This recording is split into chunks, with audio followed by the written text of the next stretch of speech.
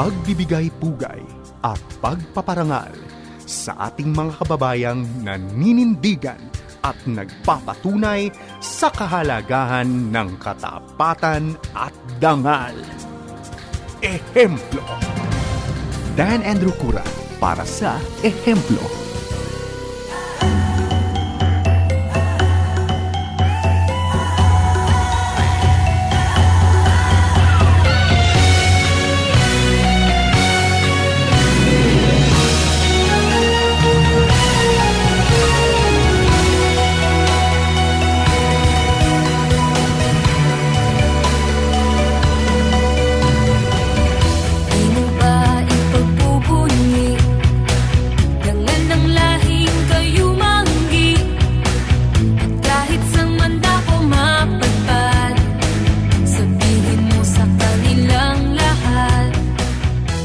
Magandang araw po mga kaibigan. Muling nagpupugay ang Ehemplo, isang programa ng FEBC Philippines at ako po si Efren Palyurina. Muli pansamantalang umaalalay kay Kuya Dan Andrew Cura. At ngayon pong araw na ito, as usual, hindi lang po tayo naririnig sa isang stasyon, sa isang lugar, kundi sa napakaraming iba't ibang mga platforms ng FEBC Philippines. And that's why kayo, saan man kayo nandoon, ay nais naming batiin. Ito po ay programang naririnig sa 702 DZAS sa Mega Manila, gayon din sa Bacolod City DYVS 1233. At naririnig din po sa Davao City sa 1197 DXFE at sa Coronadal City 1062 DXKI. Naririnig din po ang Ehemplo sa 1143 DZMR sa Santiago City at sa 103.3 FM The New J. Yan po ay sa Cagayan de Oro City. At sa Quezon, Palawan naman, 106.3 DZRK. Siyempre, narinig din po sa internet ang programang ito. Kahit pwede ninyong subaybayan sa pamamagitan ng pagbisita sa website ng FEBC. At ito ay www.febc.ph at pwede rin pong marinig sa pamagitan ng Facebook page ng 702 DZAS FEBC. Napapakinggan din ito kung kayo mayroong mobile app ng FEBC. Ang tawag dito ay FEBC PH Stream. Available sa Android at iOS versions nito mula sa Play Store at sa App Store. At syempre, gusto naming aanyayahan kayong makinig at sumabaybay din sa YouTube channel ng 702 DZAS FEBC Radio TV. At malugod namin kayong aanyayahan at i-welcome doon sa mga channels na yan. At ang amin pong prayer lagi pagka tayo nakakasama-sama sa Ehemplo ay mapag-usapan natin ang mga katangian ng mga taong, mga kababayan natin na nagpapakita ng ilang mga traits sa kanilang buhay na pwede nating matularan. So ito ang mga modelo natin, mga halimbawang pinapakita nila, mga ehemplo ng buhay. Sa araw na ito ay we are privileged to have somebody representing the entrepreneurs among us. Ito po yung mga kababayan natin na talagang mayroong pagpupursige na magpasimula ng isang bagong bagay. Mga starters sila. They are self-starters, mga motivated na mga tao. At hindi lang sila basta gaya ng gaya sa mga ginagawa na ng iba, sila po ay nagpapasimula ng kung ano ang idinidikta ng kanilang saloobin. So, isang katulad niya ng ating makakausap ngayon na nasa business at agriculture sector. Tayo po ay dadako muna doon sa 2013, taon ng Yolanda, ang malakas na bagyong humagupit sa Pilipinas at itinuring na pinakamalakas sa buong mundo in terms of bagyo na naglandfall. At ito ang bagyong Yolanda na naging panimula ng isang pangitain, isang vision, isang pangarap na ating uungkatin sa ehemplo ngayon. Ito po ay nagdulot siyempre yung bagyong yon ng napakaraming mga initiatives. Isa sa mga initiatives na yan ang ating ikukwento sa inyo sa pamamagitan ng ating guest. Ito po ay walang iba kundi si Rachel Renucci Tan. Isa pong entrepreneur, co-founder at president ng Chen Yi Adventures. Siya po ay nag-aral at nagkaroon ng Bachelor of Arts in Philosophy degree sa Hampshire College sa US. At gayon din, meron din po siyang Master of Business Administration sa European Institute of Business Administration. 20 years na po siya dito sa kanyang pagiging entrepreneur sa international business across many sectors. Dati po siyang real estate investment banking director sa Europa. Pero nitong 2015, siya po at ang kanyang asawa na si Patrick Renucci ay itinatag po nila itong Chen Yi Adventures. Isa po itong sustainable at fully integrated rice processing business. Ang kita po rito, ang tubo po rito ay talagang nakasalalay lamang at naka-earmark lagi 100% para i-uplift, itaguyod ang buhay ng ating mga kababayang magsasaka sa Leyte. Leyte po ang pinag-uusapan natin ngayon. At ito po ay naglalayon na maiangat sila mula sa kahirapan at magpo-provide din para sa kanila ng mga loans na mababa ang interest, high quality inbred seeds.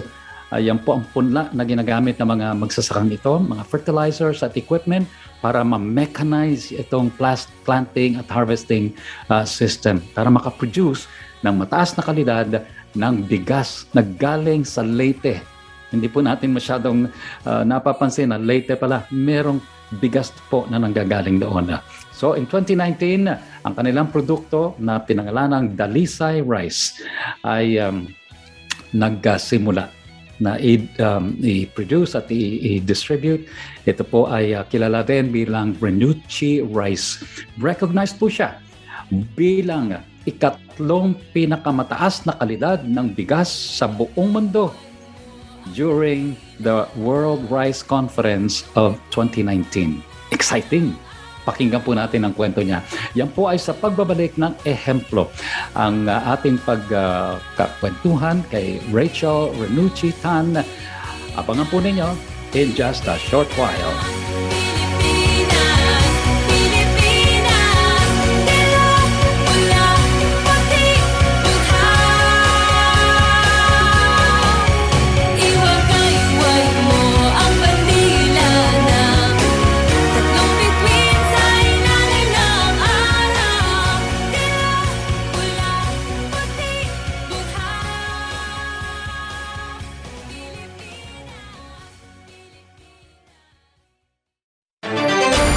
Iwasan ang pagkakaroon at pagkalat ng sakit na COVID-19. Palagiang maghugas ng kamay. I-check ang temperatura para sa lagnat. Umiwas sa matataong lugar.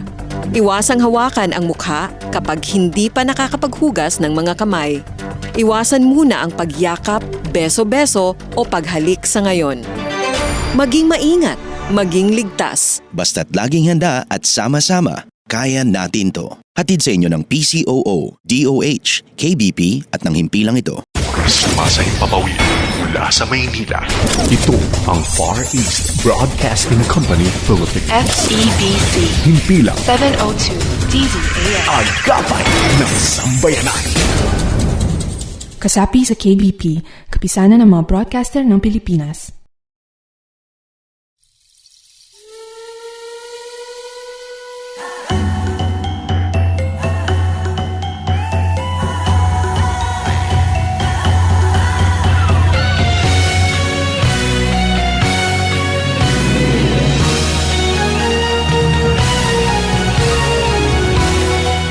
Nagbabalik po ang ehemplo dito po sa FEBC at kasama po natin yan tulad ng aking nabanggit kanina, ang pagpapakilala natin sa ating guest sa ehemplo, Rachel Renucci Tan.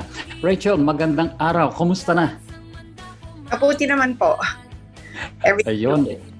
itong mga panahong ito ay talagang yung kumustahan very meaningful kasi iba-iba ang layers ng kung pagka nangungumusta tayo sa isa't isa eh. But Yes po. of course talagang itong mga panahong ito ay gusto nating makilala pa ng iba't ibang uri ng mga tao na talagang mayroong pwede tayong kapulutan ng examples of life principles. At natutuwa ako na ikaw napili namin for today's ehemplo kasi ang iyong kwento ay talagang dapat nga naman na malaman at marinig ng marami. Una, simulan natin by talking about paano nagsimula ang iyong pagiging isang entrepreneur. Ang iyong background kasi nasa business administration, pero nagsarili ka in a sense that tell us about that. Yes. Matagal na po akong entrepreneur. So nag-upisa siya nung when I was in my early 20s. Humiwalay ako sa business ng pamilya namin at nag-set up ako ng media and entertainment company. Pangalan niya ay Maximedia in the early 90s po yun. So, as a young woman in her mid-20s, na-establish ko ang largest entertainment company at the time. We were providing entertainment for all the hotels like the Mandarin Oriental, the Peninsula, the Philippine Plaza, Westin Philippine Plaza, the Shangri-La. Yun po. So, nagawa ko yon ng ilang taon hanggang sa nag-hit po yung Asian crisis nung mid-90s. Late 90s. There was the Asian financial crisis in 97. So, napilitan po ako mag-abroad, mag-aral ng MBA ko sa France. And then, nagtrabaho na po ako sa corporate world hanggang sa pagbalik ko dito sa Pilipinas noong 2015 para ma-set up ang aming rice business. Yun po. Okay. So, nung simula pa lamang ay talagang nandoon na sa DNA ng pamilya yung pagpasok sa ganitong mga uri ng mga initiatives. Ano ang nagsilbing parang motivation for you to pursue your line of study sa ibang bansa at papaano naging influence ang iyong pamilya para to do entrepreneurship on your own? Actually, yung pag-aral ko sa ibang bansa, matagal na yon nung college pa, nung sa 80s, late 80s, early 90s. Nag-aral na po ako sa Amerika. So, dinadala na po kami doon ng mga magulang namin para maging mas independent at para matikman ng edukasyon Amerikano. Yun po. So, at the age of 18, humiwalay na po ako sa pamilya ko. Hindi na po ako umuwi. Mag-aral. At I come from a family of entrepreneurs. So, yung lolo ko po, nanggaling sa wala, mula sa China. Sa Pilipinas po, nag-umpisa siya ng mga iba-ibang business. Kasama na po doon ang Baguio Oil na kanyang inumpisahan. At yung La Suerte Cigar and Cigarette Factory, sa kanya din po yun. At iba-ibang mga businesses pa po. So, siya yung unang Philippine Taipan ng mga panahon na yun, 40s and 50s. 40s, 50s, and into the 70s, 80s.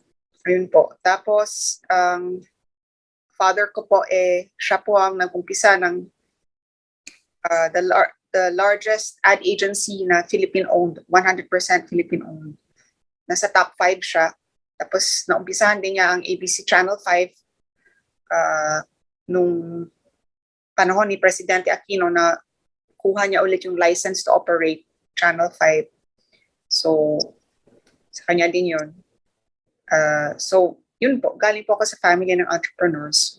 So, siguro po, yan ay nasa dugo ko yun. Bago pala ako pumunta sa Pilipinas para itayo tong rice business, I had my own real estate fund po sa Hong Kong where ini-invest ko po ang Meron po kaming fund na several hundred millions of euros and another fund na $1 billion na amin ni-restructure. So sariling kumpanya ko yun. Kasama ko po may operating partner po ako sa China. Tapos nag-decide din ako na pumunta dito para itayo ang Trainee Adventures, which is the first sustainable fully integrated rice producing company sa ating bansa. Mhm. So all through the generations mula kay Lolo, sa mga magulang, and then you, ay talagang ando doon na yung sense of being independent at hindi umaasa sa ibang tao, pero talagang nagpupursige. Siyempre, kasama na ron yung pagsisipag sa pag-aaral, pagiging disiplinado at masinop sa paghawak ng pananalapi. I can see that doon sa mga businesses na nilista na nakakabit sa inyong pamilya. So that's really exciting. Ang nakakatuwa dito ay yung the way na itong mga bahaging ito ng life journey ng inyong pamilya through the years ay talagang nagkaroon ng very real effect sa inyong pagde-decide what to do, exactly what to pursue. Pero nakakatuwa na ang inyong napili ay to do something na mayroong direct impact sa kabuhayan at kapakanan ng mga maliliit na tao, yung mga farmers. At you chose Leyte. Meron bang taga Leyte sa pamilya? I mean, may bahagi ba ang Leyte ng roots ng family? Hindi po. Wala pong taga Leyte sa amin. Okay. So paano yun? Kwento mo sa amin yun.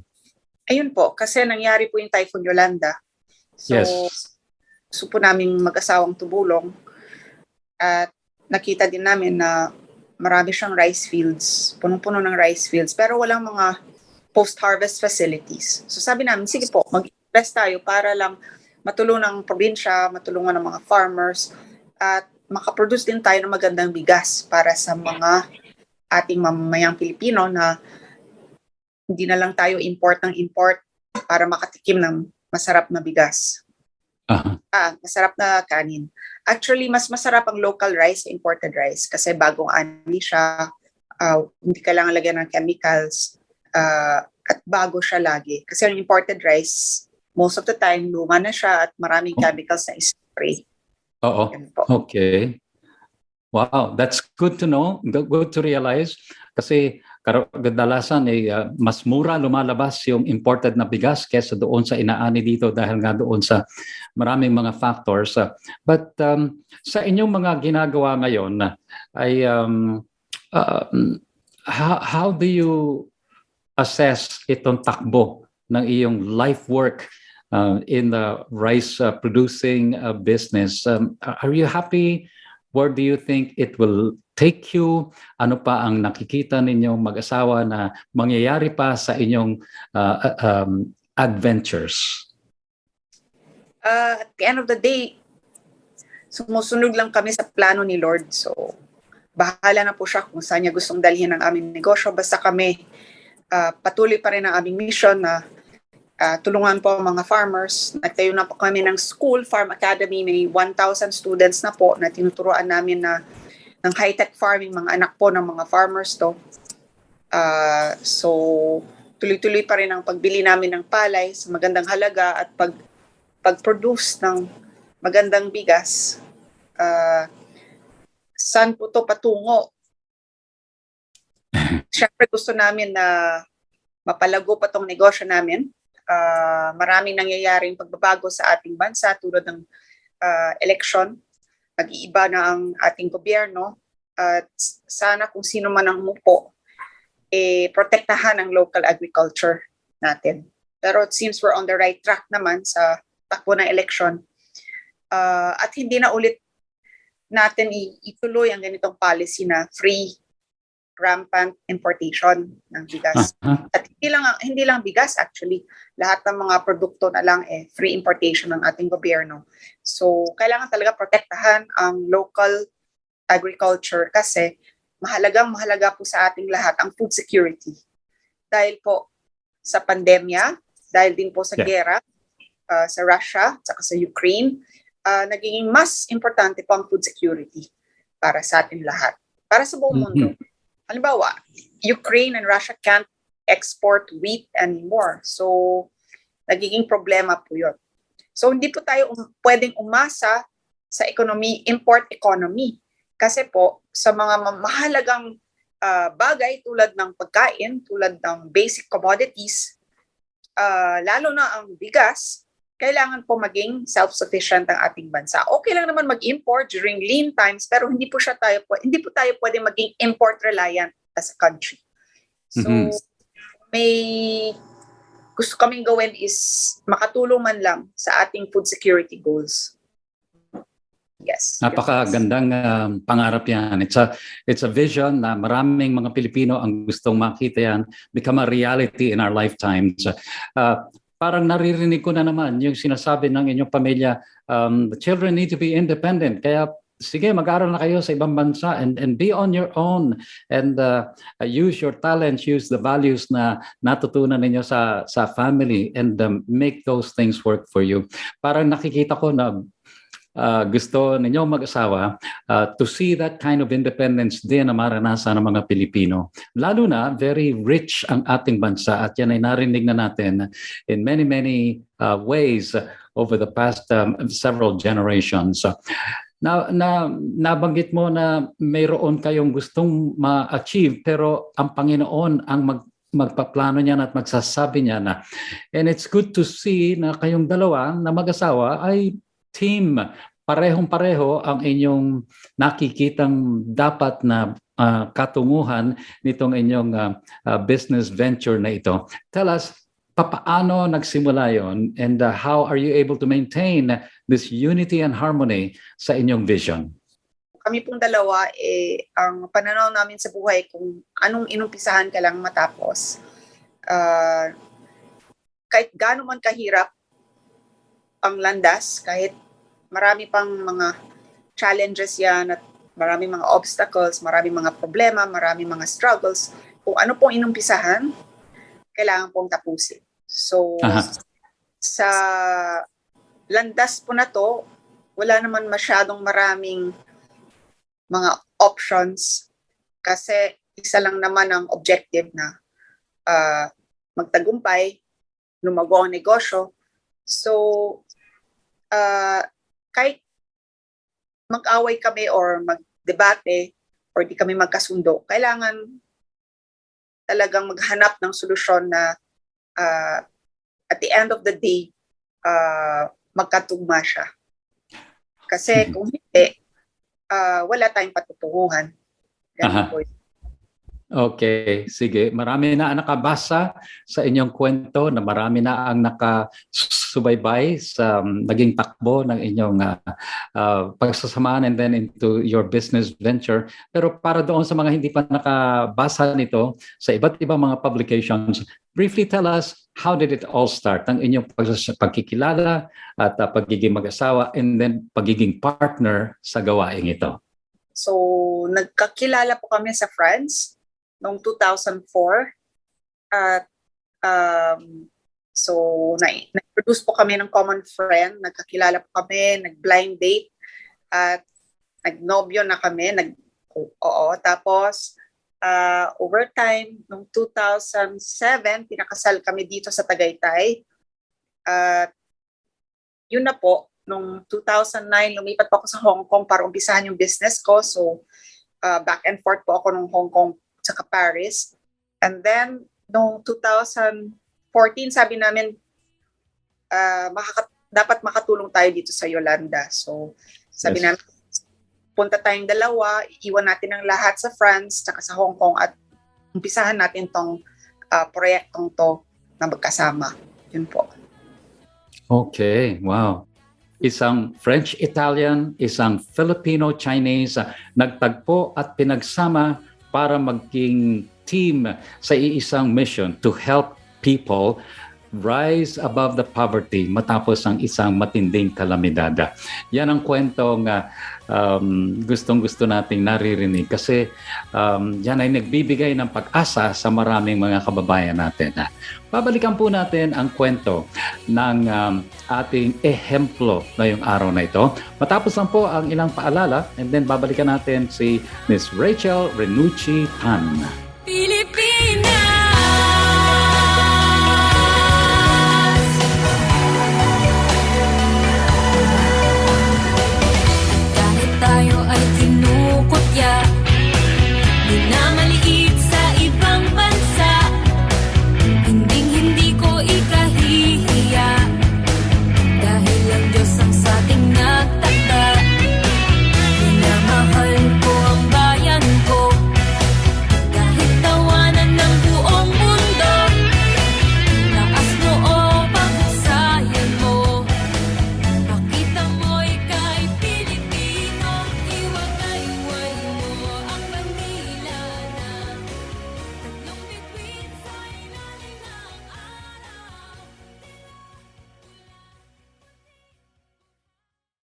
Sumasay papawid mula sa Maynila.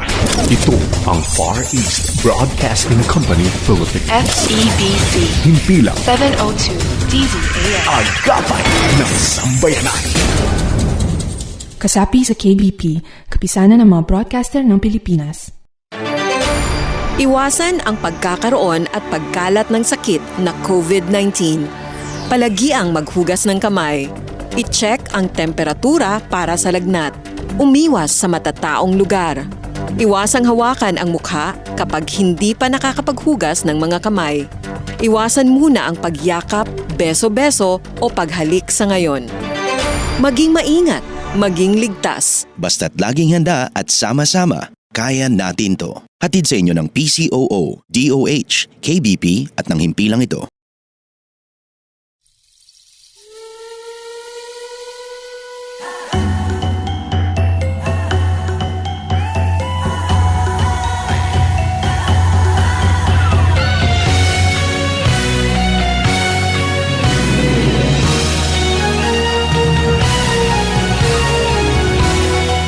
Nagpapatuloy po ang ehemplo. Ito po ang programang hatid sa inyo ng FEBC Philippines at ang guest po natin ngayong araw ay si Rachel Renucci Tan, isang entrepreneur. Pero kakaiba po ang gawain niya sa pagnenegosyo.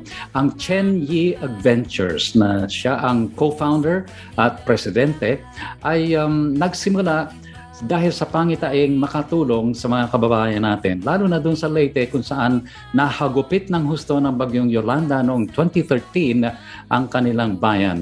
At ngayon, nandoon at nagtatagumpay ang business venture na ito na nagsisikap na mag-produce ng high-quality rice mula naman sa pagsisikap at hard work ng ating mga kababayan. So si Rachel po ay narito kausap natin. Gusto kong balikan sa Rachel, yung sinabi mo na family background where you learned some values katulad ng independence, hindi laging umaasa sa iba, and then pagka meron kang sinimulan, tapusin mo, that talks about determination and diligence at confidence na tama yung sinimulan mo. Pero mayroon bang panahon kung saan ay masasabi mong nasubok ka bilang isang nag-grow na individual? Maybe during your student days or kahit na nung simula pa lang ng inyong pagiging mag-asawa, nasubok ang iyong pagkatao because of difficulties in life. Meron bang dumating na ganon? Siyempre po, ang tagumpay po ay ang resulta po ng paghihirap. Wala pong tagumpay na dumarating lang na hulog ng langit. Kasi ang Diyos po, para siya, ang gusto po ng ni Lord para sa atin is maging tulad natin siya. And therefore, binibigyan tayo ng trial by fire. So in order to forge gold, the Lord needs to strengthen your character and forge it until it becomes gold. So, inulit ko po, ang tagumpay ay resulta po ng paghihirap. So, yes po, marami pagsubok ang aking buhay. Marami pong nadaanan. Hanggang ngayon po, itong negosyong sa bigas, mahirap po dahil sa rice tariffication law na free importation. Maraming pagsusubok po yun. Hindi po kami charity. When you say the business is to uplift farmers from poverty, that's just one of the objectives. Pero ang objective po ng negosyo natin ay makapag-produce ng magandang bigas at makakuha ng tamang market share at lumago po, maging profitable at successful. Yun po ang negosyo. Hindi lang po pagtutulong sa mga farmers kasi hindi po yan negosyo, charity po yun. Hindi po kami charity. Yun. So, tumutulong ka na, nagnenegosyo na at matagumpay, successful, kumikita, sustainable siya, pero nakakatulong pa rin. Nakakatuwa yung ganyan takbo ng pattern. Yes. Okay. Meron po ba kayong kwento na pwedeng kwento sa amin? Kwento ng mga magsasaka, mga estudyante sa inyong Farm Academy that convinces you na itong vision na ito that you have is a good vision to pursue. Hindi po to sang-ayon sa kwento ng mga farmers. Hindi po tayo bumabase sa kwentuhan. Bumabase po tayo sa realidad. Okay, ang ating mga farmers po, ang yield nila kada hektarya ay 2.5 to 3.5 tons per hectare. That's about 60 to 80 bags per hectare. So they live in a state of poverty at baon po sila sa utang. So ang gusto namin mangyari is tumaas po ang productivity ng mga farmers, kaya po natin sila binibigyan ng pagkakataon na mag-aral at matutunan ang high-tech farming. At kailangan po na ang local rice makapagkompetensya sa imported rice in terms of reach and availability sa ating para sa mga Pilipino na ngayon mas pabor nilang imported rice kasi yan ang bumabaha sa ating ekonomiya. Therefore, ang hanap po nila ay imported rice, unfortunately. So, kami lang po is kailangan humamon sa mga pagsubok na to at gawin ang kailangan nating gawin para mapaunlad ang ating bansa at matulungan ang marami. Hindi po kami bumabase sa kwentuhan dahil ang kwentuhan po ay hindi naman masyado nakakatulong. So, bumabase tayo sa ano talaga yung output, ano yung paano natin maiiba ang kultura ng pag-uutang, ang kultura ng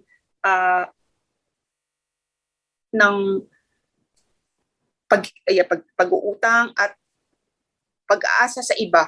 Umaasa sila sa iba, sa mga traders, nabigyan sila ng hanapbuhay, umaasa din sila sa gobyerno, nabigyan sila ng free seeds, ng libreng ganito, libreng ganyan. Pero at the end of the day, pag lahat libre, hindi sila umuunlad. Kasi mauubos din yung binhi na libre, mauubos din ang mga fertilizers na yan. So kailangan talaga matuto silang maging self-sufficient, matuto silang magtrabaho, maging masipag. Nasa ngayon, wala yan kasi sa kultura. So, yun po. Yun po ang aming journey. Yun po ang... Yun. Napakaganda na mayroong transformation na nangyayari na gusto na malinaw yon sa inyong vision sa pagpursue ng inyong business na hindi lang matulungan itong mga kababayan natin, kundi magbago rin ang kanilang pananaw sa kanilang buhay na hindi lang umaasa sa iba, kundi talagang nagiging self-sufficient like you said. Ngayong pandemya, at although patapos na ang pandemya in terms of the surges, hindi natin alam kung ano mangyayari pa. Pero ano ang idulot na challenge ng pandemic dito sa inyong Renucci Rice business? Ang pandemya napilitan kaming maghanap ng mga creative solutions sa pagsara ng mga supermarkets at mga restaurant na silang mga pinakamalaking kliyente namin noon. So napilitan kaming ma-discover ang e-commerce At ngayon kami ang isa sa pinakamalaking, if not yung pinakamalaking nagbebenta po sa e-commerce. So, yun po natuklasan namin.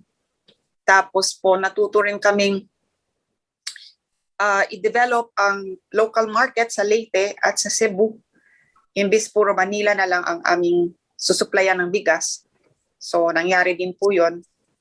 At ayun po, at dahil mas nag-online ang mga tao, nakilala po ang aming brand, nakilala po para sa kanyang kalidad, at natuto din kaming mag-adjust sa bulsa ng mga Pilipino na nawala ng trabaho at nawala ng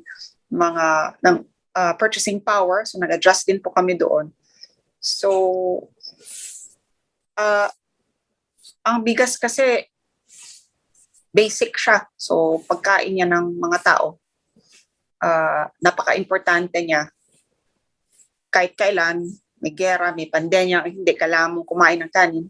So, kailangan po mag-adjust sa bawat isa sa pangangailangan ng mga Pilipino para kumain. So, naghirap po ang buong bansa, pati na rin kami.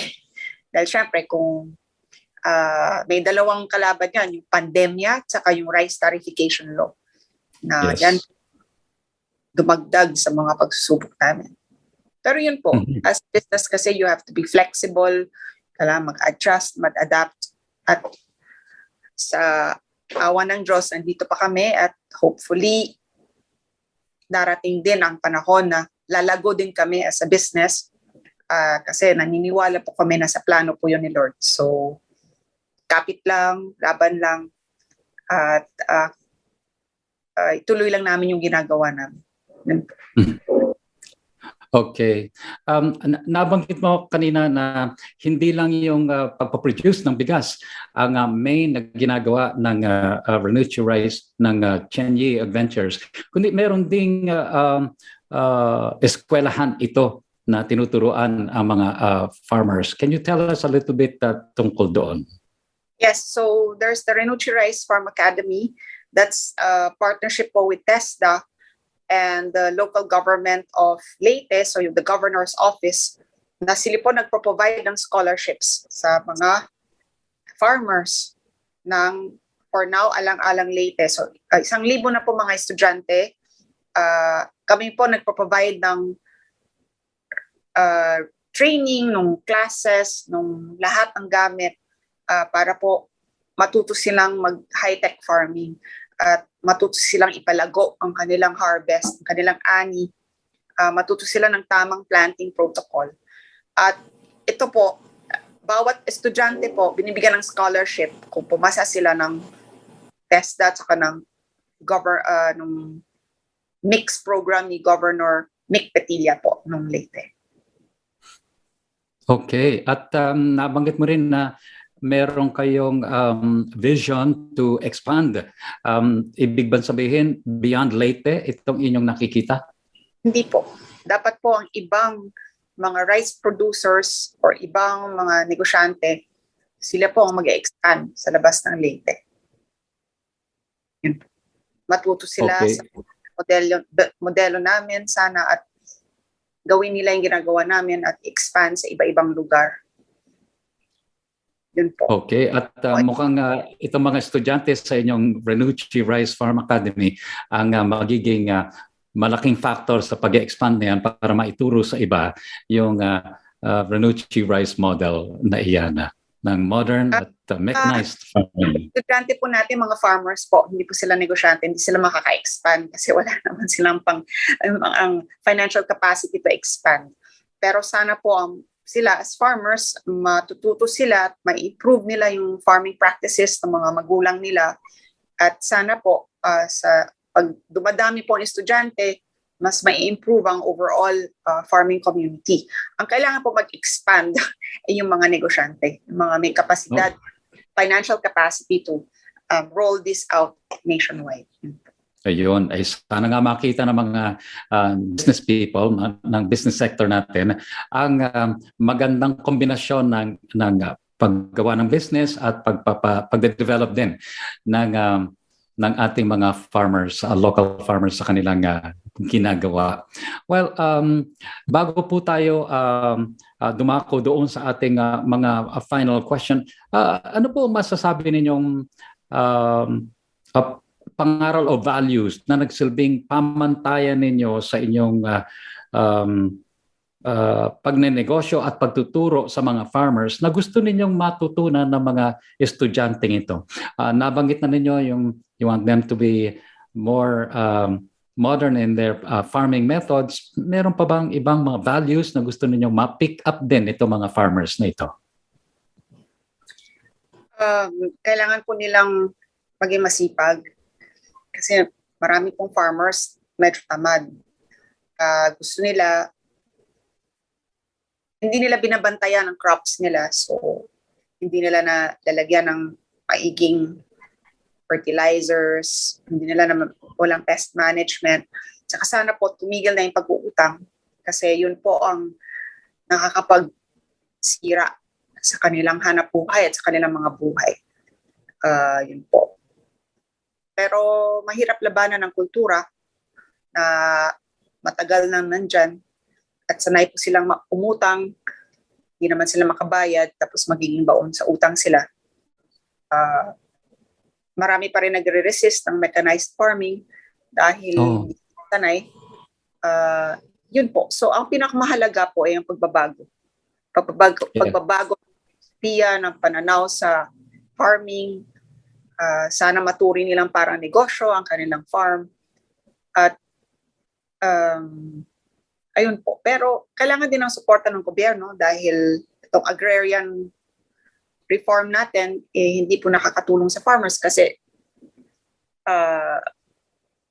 isang hektarya lang yan. Pwede nilang maging lupa is isang hektarya lang. Tapos dahil naging baon sila sa utang na wala pa sa kanila yung lupa.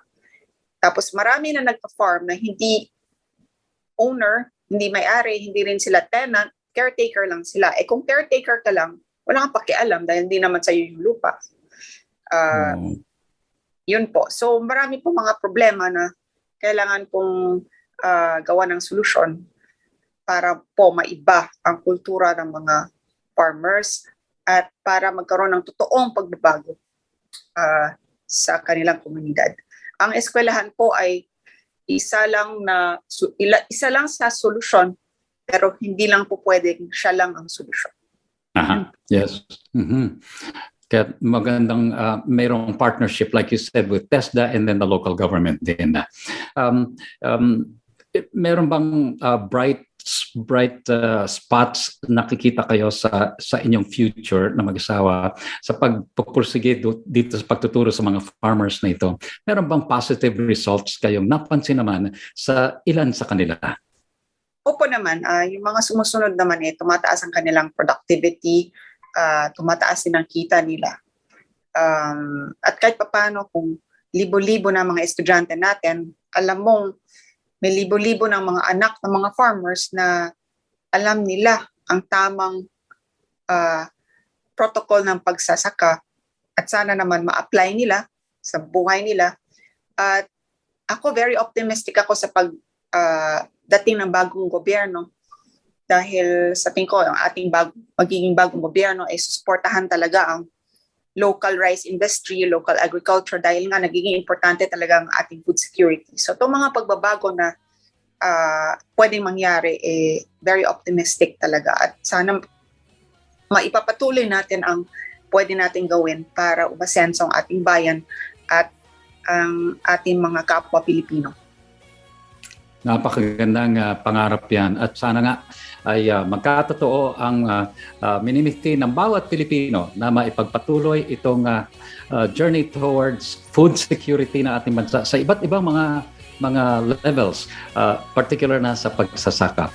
Mga kaibigan, magbabalik po ang ating kwentuhan dito sa Ehemplo. Kasama natin si Rachel Vernucci Tan at yan po ay sa loob lamang ng ilang sandali.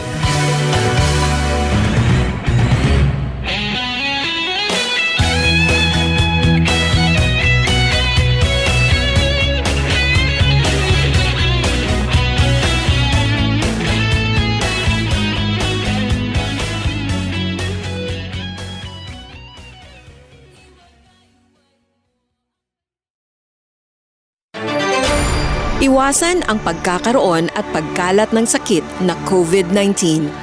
Palagiang maghugas ng kamay. I-check ang temperatura para sa lagnat. Umiwas sa matataong lugar. Iwasang hawakan ang mukha kapag hindi pa nakakapaghugas ng mga kamay. Iwasan muna ang pagyakap, beso-beso o paghalik sa ngayon. Maging maingat, maging ligtas. Basta't laging handa at sama-sama, kaya natin to. Hatid sa inyo ng PCOO, DOH, KBP at ng himpilang ito. Sumasahimpapawid mula sa Maynila. Ito ang Far East Broadcasting Company Philippines. FEBC Himpilang 702 DZAS. Agapay ng Sambayanan. Kasapi sa KBP, kapisanan ng mga broadcaster ng Pilipinas.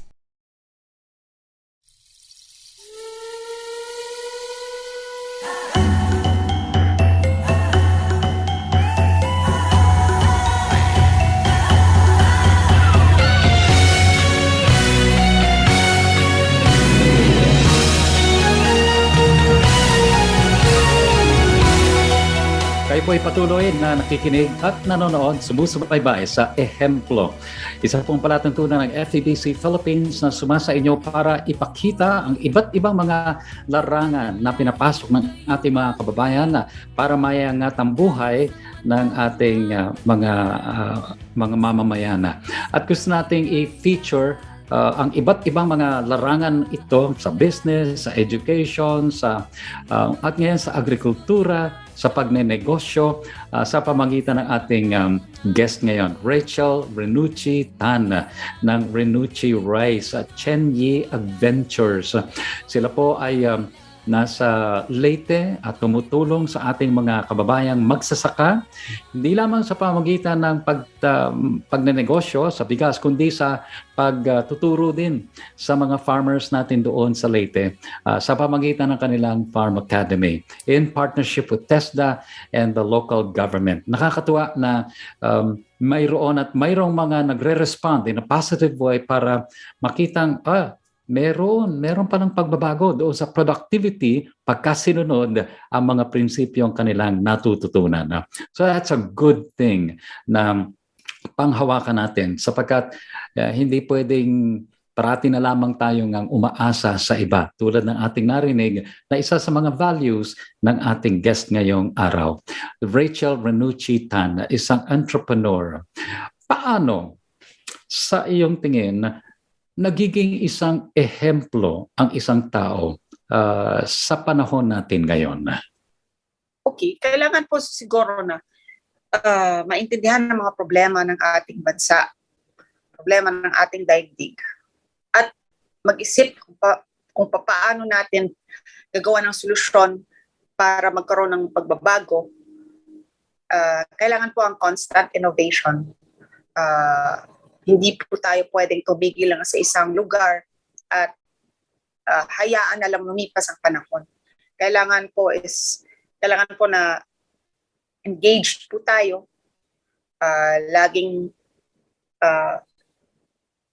We have to keep inserting ourselves in all the challenges, in all the situations to find the best solution to transform our society and transform the hearts and the minds of our community, people living in our community. Kailangan po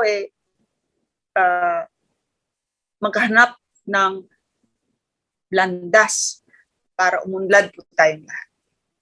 Ibig sabihin nito, ang ating mga kababayan ay dapat na magkaroon ng awareness ng mga nangyayari sa kanyang paligid, hindi lang doon sa kanyang personal na mundong ginagalawan at ang kanyang personal needs, kundi dapat aware din siya ng mga opportunities that abound sa kanyang paligid. And then you said innovation.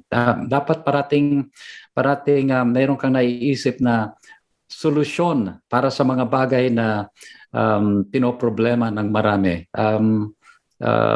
Para sa maraming mga kababayan nating Pilipino, hindi madali mag-innovate kasi baon sa utang at saka napakaraming mga struggles sa pang-araw-araw na survival pa lamang. Paano natin dapat na ma-encourage ang ating mga kababayan ganyan na humanap ng solusyon, maging innovative sa kanilang paghahanap ng solusyon sa kanilang sitwasyon? Mahirap pong ituro to eh. Sa tingin ko, hindi naman ang bawat isa may ganong desire, may ganong pangarap na maghanap ng innovative solution. Ang karamihan po sa atin maghahanap buhay lang, mapag-aral yung mga anak, at mapagbigyan ng pagkakataon ng kanilang pamilya. So, hindi po tayo pwedeng gawing modelo ang buhay ng isang entrepreneur kasi malaki po ang risk, malaki po ang paghihirap. Hindi naman po yan para sa lahat. So, saka hindi rin po siya maituturo. Either you have it or you don't. Ang importante lang para sa ating komunidad is mabigyan ng pagkakataon ng bawat isa na mag-aral, makapag-develop po ng kanilang mga talents, ang kanilang ano yung kanilang contribution sa ating society, sa ating komunidad, kung ano ba yung biyaya ni binigay nila ni Father God sa kanila. Ano po yun, sana ma-develop. Pero sa bansa tulad ng Pilipinas, marami talaga naghihirap, marami nagugutom. Iba-ibang stages yan ng pag-develop, pag-evolve. Hindi po pwede maging modelo. For example, ang buhay ko, hindi naman pwede maging modelo sa lahat. Applicable lang siya sa ilan. Yun po. Complicated po yung topic at hindi po siya cookie-cutter solution. Okay. At napakalaking hamon ang hindi lang survival para sa ating mga kababayan, pero ang naipakita ninyong takbo ng inyong naging buhay at negosyo at ang inyong vision for the future ay palagay ko napakalinaw na indication mayroong pwedeng pangarapin ang bawat Pilipino beyond their daily survival needs. At mukhang hinuhugot ninyo yan from your family values, and then as you matured and developed into the entrepreneur that you are with your husband, talagang lumago siya at ngayon nakakatulong sa napakarami, libo pa nga na mga estudyante at sa mga farmers din natin. Maraming salamat sa mga ito. Do you have any last words na pwede nating iwanan sa ating mga tagapakinig at tagapanood ngayon? Meron bang pabaon na pwede tayong iwanan sa kanila from your experience and your vision in your life and business? Yun po, huwag po tayong matakot sa paghahamon at sa mga challenges. Ang tagumpay po ay resulta ng paghihirap at pagsusubok. So pag natandaan nyo yan at pag naniwala kayo kay Lord at ialay nyo ang lahat, wala pong imposible sa buhay natin. Lahat po ay magagawa natin, ma-achieve natin lahat ng gusto natin ma-achieve at ma-overcome po natin ang lahat ng ating mga problema at pagsubok. God bless everyone. Maraming salamat. Napakaganda ng storya nitong mag-asawang ito na pinagtagpo ng Panginoon at nagkaroon ng iisang pangitain or vision to really go into business and use that business as a way for the Lord to bring prosperity sa ating mga kababayan through this business. Rachel Ranucci Tan, entrepreneur, co-founder, and President ng Chen Yi Adventures. Maraming salamat din mga kaibigan sa inyong pagsubaybay. Sana nga ang kanyang kwento at ang kanyang mga naituro sa atin sa pamamagitan ng pagkukwento niya ng kanyang mga ginagawa sa Ranucci Rice ay maging ehemplo para sa ating lahat. Ikaw naman, kaibigan, meron ka bang kilalang ehemplo rin? Kung mayroon, kwento mo lang sa amin kung sino at baka pwede natin din maitampok, ma-feature sa ehemplo dito sa FEBC Philippines. Pwede po ninyong i-text sa 0999-223-5675 o kaya naman ay sa 0916-296-6620. Pwede rin po kayo mag-email sa dzasinfo@febc.ph. Maraming salamat po. Abangan namin kayo sa Facebook page ng Ehemplo FEBC Radio. Okay, maraming salamat po sa ngalan ng ating mga nakasama na production assistants, Aruel Mendoza at Brian De La Cruz. Ito po naman si Efren Pagliorina.